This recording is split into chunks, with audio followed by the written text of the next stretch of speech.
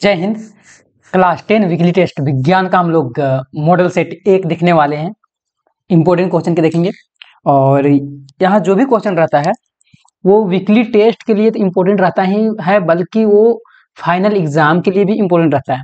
और यहाँ जो भी क्वेश्चन रहता है वो पूछा हुआ क्वेश्चन रहता है, मतलब कभी ना कभी वो किसी न किसी साल पूछा हुआ है, उस तरह का क्वेश्चन को ऐड किया जाता है। और जो भी क्वेश्चन तैयार किया जाता है एनुअल एग्जाम के लिए, अधिकतर क्वेश्चन जो है क्वेश्चन बैंक से मतलब पूछा हुआ क्वेश्चन से पूछा जाता है। तो उस तरह का मॉडल सेट हम लोग पूरा टोटल देखने वाले हैं। जिस तरह का वीकली टेस्ट में क्वेश्चन रहता है सेम उसी पैटर्न में टोटल हम लोग विज्ञान का देखने वाले हैं। तो चलिए शुरू करते हैं। शुरू करने से पहले अगर आप चैनल में पहली बार आए हैं तो चैनल को सब्सक्राइब कर लीजिए, बेल आइकन को ऑन कर लीजिए, क्योंकि इस चैनल पर आप लोग को एग्जाम के लिए जो है, बोर्ड एग्जाम के लिए जो है वो हर एक तरह का तैयारी करवाया जाता है, हर एक तरह से तैयारी करवाया जाता है। चाहे आप लोग का इंपोर्टेंट क्वेश्चन आंसर करवाना हो, या फिर तो बुक का जो है वो कॉन्सेप्ट को क्लियर करवाना हो, पीडीएफ नोट्स वगैरह आप लोग को प्रोवाइड करवाना हो, सारा चीज करवाया जाता है इस चैनल पर। तो चैनल से जुड़े रहिए। और अगर आप सोशल मीडिया में जो है आप जुड़ना चाहते हैं तो आप फेसबुक, इंस्टाग्राम और टेलीग्राम, ये सब जगह आप लोग जुड़ सकते हैं। व्हाट्सएप ग्रुप भी है, वहां भी आप लोग ज्वाइन कर सकते हैं। तो फिर चलिए शुरू करते हैं विज्ञान का। सबसे पहला प्रश्न आता है कि नेत्र गोलक के लंबा होने से कौन सा दृष्टि दोष होता है ना। नेत्र का गोलक जो है वो लंबा हो गया है तो दोष होता है, कौन सा दृष्टि दोष होता है, तो निकट दृष्टि दोष होता है। इसका सही आंसर हो जाएगा निकट दृष्टि दोष। नेक्स्ट प्रश्न आता है कि तीव्र प्रकाश में पुतली की आकृति कैसा होता है, मतलब बहुत ज्यादा लाइट, अगर अंधेरा में बैठे हुए हैं, अचानक से जो है ना बाहर निकले हैं, है ना, तो उस समय पुतली कैसा हो जाता है, तो पुतली जो है वो छोटी हो जाती है। तो यहाँ सही आंसर क्या हो जाएगा, छोटी। आगे प्रिज्म द्वारा प्रकाश की कौन सी परिघटना घटती है ना। प्रिज्म जो होता है, प्रिज्म में आप लोग जानते होंगे कि मतलब प्रकाश का लाइट जाता है, वहां 7 कलर का वहां दिखता है, तो किस घटना यहाँ होता है, तो प्रकाश का अपवर्तन होता है ना, तो प्रकाश का अपवर्तन हो जाएगा सही आंसर। नेक्स्ट आता है कि जरा दृष्टि दोष किस प्रकार के लेंस द्वारा दूर किया जाता है। अगर किसी व्यक्ति को जरा दृष्टि दोष है ना, तो उसको बीमारी को अगर दूर करना है तो अवतल उत्तल नहीं होता है, बल्कि द्विफोक्सी लेंस के द्वारा जो है वो जरा दृष्टि दोष को हम लोग दूर कर सकते हैं। खतरे का निशान का रंग है ना बना होता है किस तरह का, मतलब खतरा का जो कलर होता है, रंग होता है, किस तरह का होता है, नीला लाल, तो लाल होता है ना, लाल, क्योंकि लाल जो है वो बहुत दूर से ही दिख जाता है। आगे है कि नीला लिटमस पत्र जो है ना, नीला लिटमस पेपर किससे लाल हो जाता है ना, तो नीला जो है वो लाल हो जा रहा है किससे, तो अम्ल से, है ना, अम्ल से होता है नीला लिटमस पत्र लाल हो जाता है ना, तो यहाँ अम्ल हो जाएगा। आगे प्रश्न आता है कि निम्न में से कौन क्षारक है ना, यहाँ से क्षारक जो है ना, क्षार कौन है, तो सोडियम हाइड्रोक्साइड हो जाएगा, है ना, डी नंबर। नेक्स्ट आता है जिप्सन का रासायनिक सूत्र क्या होता है, तो जिप्सन का रासायनिक सूत्र हो जाएगा CaSO4 2H2O, है ना, बी नंबर इसका सही आंसर हो जाएगा। आगे मानव नेत्र में किस प्रकार का लेंस होता है, आदमी लोग जो है आंख है, आंख ना, आंख से देखने के लिए किस प्रकार का लेंस यहाँ होता है, तो उत्तल लेंस होता है, तो सही आंसर हो जाएगा उत्तल लेंस। लास्ट प्रश्न है ऑब्जेक्टिव का, सामान्य आंख के दृष्टि का मतलब, अगर सामान्य आंख जो नॉर्मल आंख है, स्पष्ट मतलब स्पष्ट रूप से हमको देखना है, तो न्यूनतम दूरी जो है क्या होना चाहिए, तो 25 सेंटीमीटर, अधिकतम दूरी जो है वो अनंत होता है। अब यहाँ एक्स्ट्रा कुछ क्वेश्चन है ना, एक्स्ट्रा क्वेश्चन है जो बहुत ज्यादा इंपॉर्टेंट है। देखिए कि कब कब ये क्वेश्चन पूछा हुआ है ना, वो चीज लिखा हुआ है कि कौन सा क्वेश्चन कब पूछा हुआ है। तो सबसे पहले आता है टार्टरिक अम्ल का प्राकृतिक स्रोत क्या है ना, टार्टरिक अम्ल किसमें होता है, तो इमली में जो होता है टार्टरिक अम्ल होता है। उदासीन विलयन का पीएच क्या होता है, तो उदासीन 7, है ना, जिसका पीएच जो है 7 है वो उदासीन होता है। संतरे में कौन सा अम्ल पाया जाता है, तो सिट्रिक अम्ल जो है वो संतरा में पाया जाता है। आगे विरंजन चूर्ण का रासायनिक सूत्र क्या है, तो CaOCl, मतलब CO, है ना, ये COCl हो जाएगा, है ना, कैल्शियम। आगे उदासीन विलयन का पीएच मान क्या होता है ना, तो उदासीन विलयन का पीएच मान जो है वो 7 होता है। धोने का सोडा का रासायनिक सूत्र क्या है, तो Na2CO3 हो जाएगा। साधारण लवण मतलब जो है साधारण नमक जो होता है ना, नमक का रासायनिक सूत्र क्या है, तो सोडियम क्लोराइड। आगे है कि CaSO4, है ना, 1/2H2O का सामान्य नाम जो है वो क्या होता है, तो प्लास्टर ऑफ पेरिस का जो है ये नाम होता है। आगे CaOCl2, है ना, यौगिक प्रचलित नाम जो है विरंजन चूर्ण का है। नेक्स्ट आता है संतरा में कौन सा अम्ल उपस्थित होता है, तो साइट्रिक अम्ल उपस्थित होता है।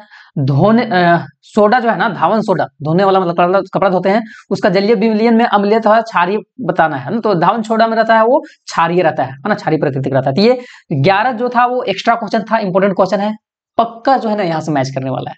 प्लस में आप लोग जो है हर बार बोलते रहते हैं ओरिजिनल क्वेश्चन डालिए, ओरिजिनल क्वेश्चन डालिए। ओरिजिनल क्वेश्चन के चलते जो है JCRT ने नोटिस निकाला है, यानी ओरिजिनल क्वेश्चन को आप पहले नहीं बता सकते, ठीक है। तो इसलिए जो है ओरिजिनल क्वेश्चन के फेर में मत रहिए, आप ओरिजिनल क्वेश्चन मात्र जो है 16 क्वेश्चन देख के जाइएगा, लेकिन फाइनल एग्जाम में जो है अगर बहुत सारा क्वेश्चन देख के जाते हैं तो वो बहुत ज्यादा काम आएगा। तो ये चीज समझिए आप लोग। आगे उदासीन अभिक्रिया क्या होता है ना, उदासीन अभिक्रिया किसको बोलते हैं? तो जिन अभिक्रिया में अम्ल तथा क्षारक क्रिया करके जल एवं लवण बनाता है ना। क्या हम बताएं कि जिन अभिक्रिया में अम्ल और क्षारक क्या करता है? अभिक्रिया करता है और क्या बनाता है? जल और लवण बनाता है।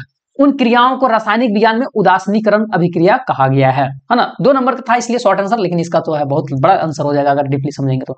आगे स्वच्छ आकाश का रंग जो है नीला क्यों होता है ना, वो चीज पूछा है। तो वायुमंडल में धूल तथा जल के अनगिनत कण उपस्थित है। वायुमंडल में बहुत सारा धूल, जितना भी धूल उड़ता है ना, धुआं है, वो सारा चीज जो है वायुमंडल में फैला हुआ है और अनगिनत है, उपस्थित है। और ये कण जो है नीले रंग के प्रकाश का क्या करता है? परिकर्णन करते हैं, क्योंकि इसका तरंग दैर्घ्य जो रहता है सबसे कम होता है, अतः आकाश का रंग जो है वो नीला दिखाई देता है। ये 2-2 नंबर का 2 प्रश्न खत्म होता है। अब 3 नंबर का 2 प्रश्न, 3-3 नंबर का। निकट दृष्टि दोष क्या है, इसे कैसे हम लोग दूर कर सकते हैं, है ना। तो निकट दृष्टि दोष को हम लोग मायोपीविया बोलते हैं ना। यह एक सामान्य दृष्टि समस्या है जो कि अधिकतर लोग को मतलब ये दृष्टि होता है, जिससे व्यक्ति का निकट के वस्तु तो स्पष्ट देख सकता है, लेकिन दूर का वस्तु ना उसको धुंधला दिखाई देता है। जैसे कि मेरा भी है ना, मेरा साथ भी यही चीज हुआ है। मेरा क्या है कि नजदीक का चीज तो स्पष्ट देख लेते हैं, लेकिन दूर की चीज मेरा जो है वो धुंधला दिखाई देता है, इसलिए हम चश्मा पहनते हैं। तब उसके बाद है, यह तब तक होता है जब आंख का आकार सामान्य से बड़ा हो जाता है ना। ये कब होगा? तो यह आंख का आकार जो रहता है नॉर्मल से क्या होता है? बड़ा हो जाता है। और ये या फिर तो कॉर्निया का वक्र जो है अत्यधिक हो जाता है, जिससे कि प्रकाश की किरण रेटिना के सामने फोकस होती है ना, रेटिना के सामने मतलब पड़ता है, रेटिना में नहीं पड़ता है। और इसको हम लोग कैसे दूर कर सकते हैं? तो चश्मा पहनकर, उचित पावर के चश्मा पहनने से ये चीज ठीक हो जाएगा। जैसे कि हम पहने हुए, मेरा जो है -1.75 है ना पावर। दूसरा है कॉन्टेक्ट लेंस लगा के, चश्मा के बजाय हम लोग कॉन्टेक्ट लेंस का भी उपयोग कर सकते हैं, उसके चलते भी दूर हम लोग कर सकते हैं। लेजिक सर्जरी, जिसको हम लोग लेजर सर्जरी बोलते हैं, लेजर असिस्टेंस इस C2 मतलब इसमें जो है लेजर द्वारा जो है वो सर्जरी किया जाता है। ऑर्थो का लेंस, ये सब चीज हम लोग जो है प्रयोग करके जो है वो निकट दृष्टि दोष को दूर कर सकते हैं। नेक्स्ट आता है कि अम्ल वर्षा क्या है? आश्रित जल विद्युत का चालक क्यों नहीं होता है, जबकि वर्षा का जल जो है वो विद्युत का चालक होता है। मोस्ट इंपोर्टेंट क्वेश्चन है। तो हम लोग यहां देखते हैं अम्ल वर्षा क्या है। तो अम्ल वर्षा तब होती है जब वातावरण में सल्फर डाइऑक्साइड है ना, SO2 है ना, और नाइट्रोजन ऑक्साइड NOx जैसी गैस जो है जलवायु में बहुत ज्यादा जो है वो प्रतिक्रिया करके सल्फ्यूरिक एसिड बना देता है। फिर से समझिएगा कि अम्लीय वर्षा क्या है, पहला क्वेश्चन। इसी में और क्वेश्चन है कि आश्रित जल जो है वो विद्युत का चालक क्यों नहीं होता है, जबकि वर्षा का जल जो है विद्युत का चालक होता है, उसमें करंट आता है। तो क्या वजह है? तो अम्ल वर्षा तब होता है जब वातावरण में क्या बढ़ जाता है? सल्फर डाइऑक्साइड और नाइट्रोजन ऑक्साइड, ये गैस आता है जलवायु में मौजूद होकर ये क्या करता है? जलवाष्प के साथ में मिलकर सल्फ्यूरिक एसिड बना देता है और नाइट्रिक एसिड बनाता है, ठीक है। और ये एसिड वायुमंडल में से जो है वर्षा, हिम, ओस या अन्य रूपों में धीरे धीरे जो है वो धरती में गिरने लगता है, और उसी को हम लोग बोलते हैं कि अम्लीय वर्षा हो रहा है ना। और ये वर्षा जो है पर्यावरण को बहुत ज्यादा हानि पहुंचाता है। अब देखते हैं आश्रित जल क्या होता है। तो विद्युत का चालक नहीं होता है, क्योंकि इसमें खनिज लवण या अणुओं की अशुद्धियां नहीं होती है ना, बहुत सारा अशुद्धियां इसमें आश्रित जल में नहीं होता है, और यह शुद्ध होता है, इसलिए ये आयरन इसमें कमी होता है, जिसके कारण यह विद्युत का प्रवाहित करने के लिए आवश्यक नहीं है। और वही है वर्षा का जल। वर्षा जल में क्या होता है? तो विद्युत का चालक होता है। क्यों? क्योंकि इसमें वायुमंडल में मिलने वाला विभिन्न गैस जैसे CO2 हो गया, प्रदूषण के कारण घुले हुए खनिज बहुत सारे होते हैं, खनिज लवण आयनित होते हैं और विद्युत के को प्रवाहित होने के लिए इसलिए बहुत ज्यादा हेल्प करता है। इसलिए आश्रित जल के मुकाबले में इसमें आयन जो होता है ना अधिक होता है, इसलिए जो है वो वर्षा का जल जो है विद्युत का चालक माना जाता है। लास्ट 2 प्रश्न है 5-5 नंबर का। अम्ल तथा क्षारक में अंतर स्पष्ट करना। अम्ल क्या होता है, क्षारक क्या होता है? तो अम्ल को हम लोग एसिड बोलते हैं, क्षारक को जो है बेसिस बोलते हैं, है ना। रासायनिक यौगिक है, इनके भिन्न गुण तथा प्रतिक्रियाएं होती है, इनके बीच में अंतर को हम लोग सीधे देखते हैं, है ना। सबसे पहले स्वाद। स्वाद में अम्ल क्या होता है? तो अम्ल खट्टे होते हैं, उदाहरण के लिए हम लोग देख सकते हैं नींबू का रस और सिरका। क्षारक क्या होता है? कड़वे होते हैं, और उदाहरण के लिए हम लोग देख सकते हैं बेकिंग सोडा या साबुन, है ना। उसी तरह से pH स्केल, अम्ल का pH क्या होता है? तो अम्ल का pH स्केल 7 से कम होता है। pH स्केल में गिनती जो है वो लिखाता है ना, 7 यहाँ होता है, 1 से शुरू होता है, 1 2 3 4 5 6 7 इस तरह से होता है, 8 9 10। तो 7 से नीचे जो है ना, 7 से नीचे जो इधर अगर जाएगा तो ये अम्ल बढ़ते ही जाता है। 7 से जितना नीचे जाएगा उधर अम्ल उतना बढ़ते जाएगा, और 7 से जितना ऊपर जाएगा उतना क्षारक बढ़ते जाता है, ठीक है। वही चीज यहाँ लिखा हुआ है, pH स्केल में 7 से कम होते हैं अम्ल, और जिसका कम pH जितना होगा उतना ही वो अम्ल मजबूत भी होगा। क्षारक में क्या है? pH स्केल जिसका 7 से जितना अधिक होगा उतना ही वो क्या होगा? मजबूत क्षारक होगा। स्वभाव क्या होता है? तो अम्ल का प्रोटॉन H+ आयन दाता होता है, और क्षारक में प्रोटॉन H+ आयन स्वीकार होता है है ना। उसी तरह से लिटमस पेपर के बारे में हम लोग थोड़ा सा देखते हैं।